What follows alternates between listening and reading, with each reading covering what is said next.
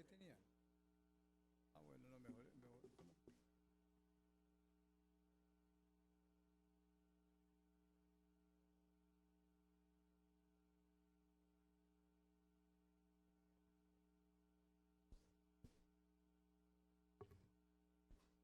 Bueno, muy buenas tardes, buenos días.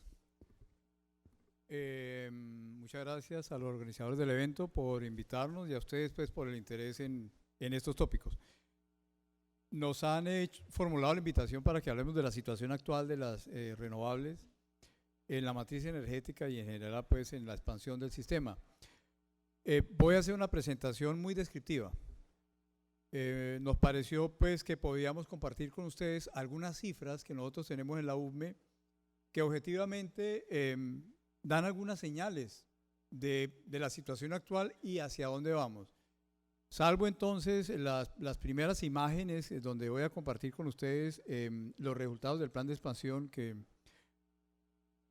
nos están arrojando el último ejercicio que hemos hecho y una reflexión al final. Lo demás simplemente son estadísticas que pueden ser útiles para responder esa pregunta y para conocer cómo estamos.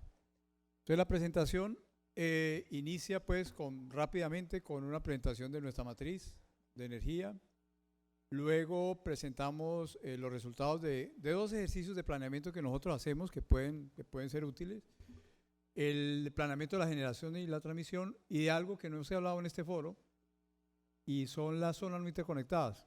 También, digamos, muestran algunos elementos interesantes para las fuentes no convencionales de energía. Luego de eso, voy a presentar lo que representan las estadísticas del registro de proyectos. Nosotros recibimos, digamos, como parte del instrumento de planeación, también como parte, digamos, de requerimientos regulatorios y ahora, pues, como requerimientos de registro, un registro de proyectos de generación. Los resultados, el consolidado de ese registro también puede ser de interés. Después de ese registro vamos a mostrar las solicitudes de conexión que recibimos. Digamos, esto ya es un paso más avanzado de aquellos promotores que simplemente tienen un proyecto a nivel de factibilidad o de diagnóstico ambiental de alternativa y deciden invertir en estudios de conexión. Entonces, vamos a mostrar qué hemos recibido. Y luego, para finalizar, vamos a presentar las certificaciones de exención tributaria que tenemos en la unidad. Entonces, el plan de expansión, o la matriz, perdón. La matriz de energía que utiliza, de la energía que se utiliza en todas las actividades económicas muestra que todavía tenemos una fuerte dependencia de los recursos fósiles. Más del 80% de los recursos energéticos primarios que nosotros utilizamos provienen del recurso fósil. Actualmente la participación de las renovables en la matriz energética primaria del país es muy marginal en cualquiera de los usos que tenemos nosotros finales de la energía, donde sobresalen el sector de transporte industrial y el residencial. A nivel eléctrico la situación es un poco diferente, pero de todas maneras hoy en día la matriz eléctrica tampoco tiene un componente alto de renovables, descontando por supuesto la participación de las hidroeléctricas, gas, carbón, incluso líquidos. Pero las renovables no convencionales tienen una participación muy marginal. Es decir, hay mucho espacio todavía para crecer en este tema. No traigo acá la imagen que usualmente sigue esas dos y es la que tiene que ver con la dotación de nuestros recursos naturales.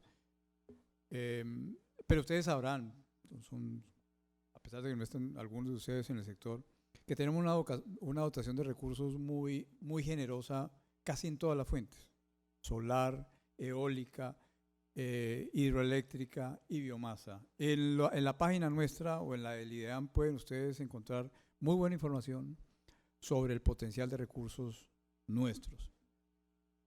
Miremos entonces ahora sí los resultados del plan de expansión. Y el plan de expansión indica que nosotros vamos a necesitar en la próxima década entre 5.000 y 6.000 megavatios. Tenemos diferentes escenarios simulados. y encontramos que el escenario más robusto, el que uno debería recomendar y apuntar a que se logre hacer, es un escenario que combina las hidroeléctricas, las carboeléctricas y por supuesto las fuentes no convencionales. Y este escenario nosotros lo recomendamos no desde el punto de vista intuitivo ni emocional, sino con base en una calificación objetiva con parámetros como los costos totales, los costos marginales, la reducción de emisiones, la resiliencia hidráulica, y finalmente llegamos a que el más robusto, el más deseable, es un escenario que debe combinar las tres fuentes. De esas fuentes, por lo menos el 40% debe ser renovable, pero curiosamente, como ustedes tal vez esta mañana escucharon al doctor Sierra,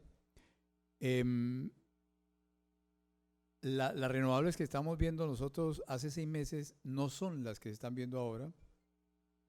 Satisfactoriamente registramos pues que tenemos información que por lo menos 100 megavatios en 3 proyectos importantes van a entrar en fase de construcción, lo que hace que este plan tenga imprecisiones importantes que deban ser corregidas digamos, en el transcurso del año, y que también muestran lo dinámico que es el tema de las no convencionales. Nosotros hace 6 meses estábamos acompañando un grupo de promotores eólicos en La Guajira y no alcanzamos a darnos cuenta que se estaban desarrollando con más rapidez los recursos solares en el país.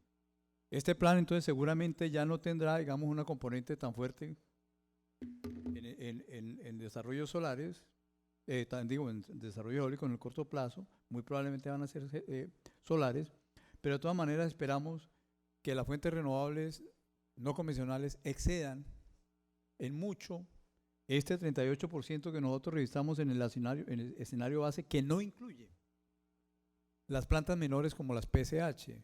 Al incluirse esas plantas menores, estaríamos muy cerca a tener una expansión en la cual cerca del 50% de todos los proyectos pueden ser renovables.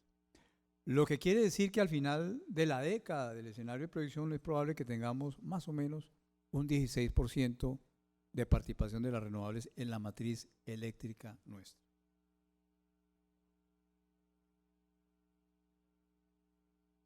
El tema de las zonas no interconectadas. Tenemos cerca de 470,000 usuarios, viviendas no atendidas y muy mal contadas en todo el territorio nacional. Nosotros también tenemos que hacer planes para orientar la inversión y las decisiones del gobierno en estas zonas. Los resultados de la última versión del plan, que va a salir a publicación, indican que esas 430,000 viviendas sin servicio pueden ser atendidas un 40% con renovables y el resto con interconexión y con soluciones diésel. Dirán ustedes, o tendrán ustedes escepticismo, esos resultados que se muestran en esta imagen, que es compartido por nosotros. Lamentablemente en las zonas no interconectadas del país tenemos problemas de información muy serios. El primero es que no se sabe exactamente cuánta gente hay sin servicio de energía eléctrica. Para, digamos, traer a colación una anécdota reciente, nosotros empezamos a estructurar un área de servicio exclusivo en La Guajira y nos llevábamos la sorpresa de que los usuarios que teníamos nosotros del último censo se habían duplicado. Tememos que a nivel nacional la situación sea igual y que el problema que tenemos que enfrentar pueda ser atender cerca de 1 millón de usuarios. Y además tememos que los usuarios no sean agrupados, sino que sean dispersos.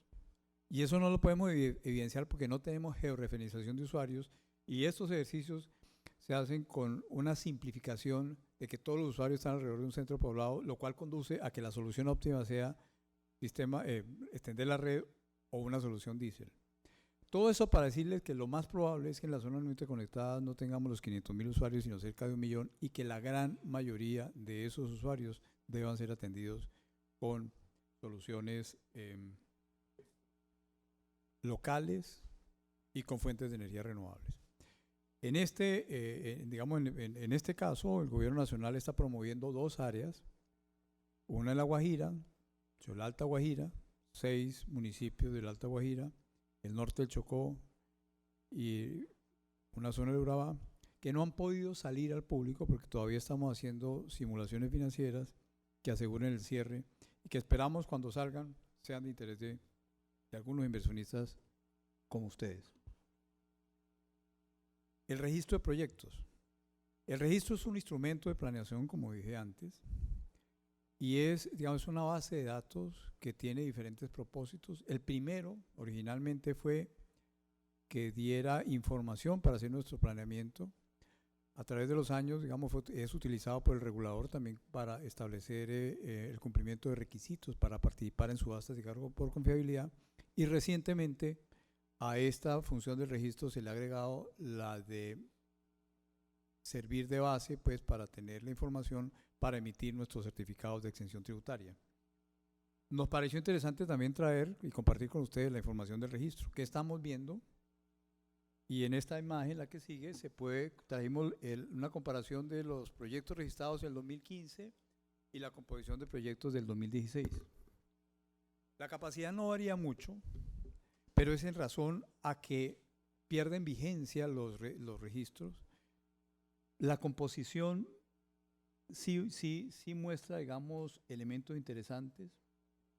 Primero, un crecimiento de las renovables registradas, no muy importante en términos de capacidad, pero sí muy importante en temas de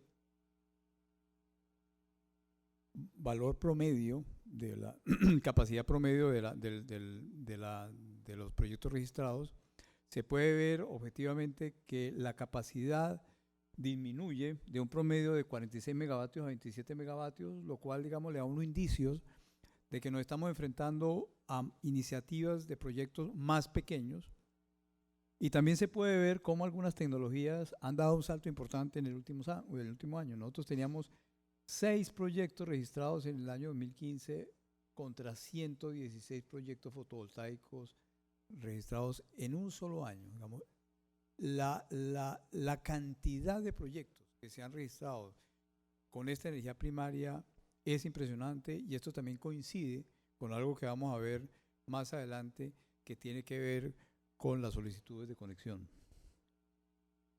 Otro elemento interesante es que en el último año, digamos, se han registrado 184 proyectos, la mayor parte de ellos son proyectos de fuentes no convencionales de energía solares. Las conexiones aprobadas. Nosotros también tenemos, pues, a cargo, pues, la administración de la red, y por la UME pasan las conexiones que han sido aprobadas por los operadores de red respectivos. Un proyecto que llega a la fase de conexión refleja, digamos, la intención de un promotor de avanzar en los estudios energéticos, invertir un dinero en los estudios de conexión y llegar a estudiar el punto de conexión de la red. Es decir, son proyectos más maduros. A nivel de estudios de conexión, este par de imágenes muestra el panorama de lo que han sido las conexiones aprobadas en el último año. La primera por tecnología, la segunda por región. Y en la primera se observa un número importante de conexiones ya en firme, de proyectos renovables, incluido la Sidro. La gran mayoría de estas Sidro son pequeñas centrales hidroeléctricas que suman entre todos cerca de 35 proyectos de fuentes no convencionales de energía renovables. Los números, las barras son las capacidades instaladas, los números en rojo son el número de proyectos registrados en lo que ha ocurrido el año. También me parece interesante, pues, compartir con ustedes la localización de esos proyectos, donde uno puede ver que igual, digamos, las barras son capacidades instaladas, los números en rojo son número de proyectos con conexión aprobada, y se observa, pues, rápidamente, primero, que hay proyectos en todo el país, porque en todo el país hay recursos naturales. Segundo, departamentos que sobresalen, digamos, en las iniciativas de conexión, como el Cesar, Antioquia, y Guajira, pudiendo ser más altos incluso las capacidades instaladas y las iniciativas de conexión en departamentos como Guajira y como Atlántico. Solicitudes de conexión importantes que ustedes habrán tenido noticia, las solicitudes de conexión, y ya se refirió el doctor Sierra esta mañana, la solicitud de conexión a las iniciativas eólicas que tenemos en La Guajira, que pueden llegar hasta 3.000 megavatios y que tienen solicitudes o manifestaciones en firme de suscribir garantías para viabilizar estos proyectos, los proyectos de interconexión del orden de 1.450 megavatios. A comienzos del próximo año, una vez terminamos la ingeniería conceptual, solicitaremos a los diferentes promotores de estos proyectos ratificar esas intenciones de conexión con la suscripción de las garantías correspondientes y sabremos a qué atenernos en lo que tiene que ver con el desarrollo de conexiones y en lo que tiene que ver con el desarrollo del parque eólico. Las solicitudes de incentivos, otra señal que puede ser interesante, muestra que de 70 solicitudes que hemos recibido, 50 de ellos, 50 proyectos son fotovoltaicos. Lo que muestra, digamos, y coincide una tendencia a que seguramente esta fuente sea la que primero se desarrolle. En los dos modelos de negocio que conocemos, pues el de gran escala y las conexiones en techos. En esos 50 proyectos presentados hay todo tipo de tamaños. No traje un nomograma, pero les aseguro que es así. Hay todo tipo de tamaños de proyectos. Y las solicitudes que más, digamos, frecuencia tienen son las de IVA y arancel. Estamos en un proceso, pues, de sistematizar nuestro procedimiento de aprobación de certificados. En estos últimos meses desbordaron la capacidad de la UME y esperamos reducir considerablemente los tiempos de respuesta a las diferentes solicitudes que se nos presentan. Finalmente, y para terminar, digamos, algunas reflexiones que vemos desde la unidad, pues, que nos parecen importantes para el desarrollo de las no convencionales. El primero, pues, atender los requerimientos de red en las diferentes iniciativas, tanto las iniciativas de desarrollo a gran escala como la de generación distribuida. Y en esto, pues, el licenciamiento ambiental y social son fundamentales. Y en algunos proyectos, como los proyectos de La Guajira, el licenciamiento social es indispensable. Nosotros participamos en las mesas que tiene la Presidencia de la República con la comunidad Wayuu y hay peticiones muy sentidas de que estos proyectos dejen en la región recursos que para ellos pueden ser su futuro.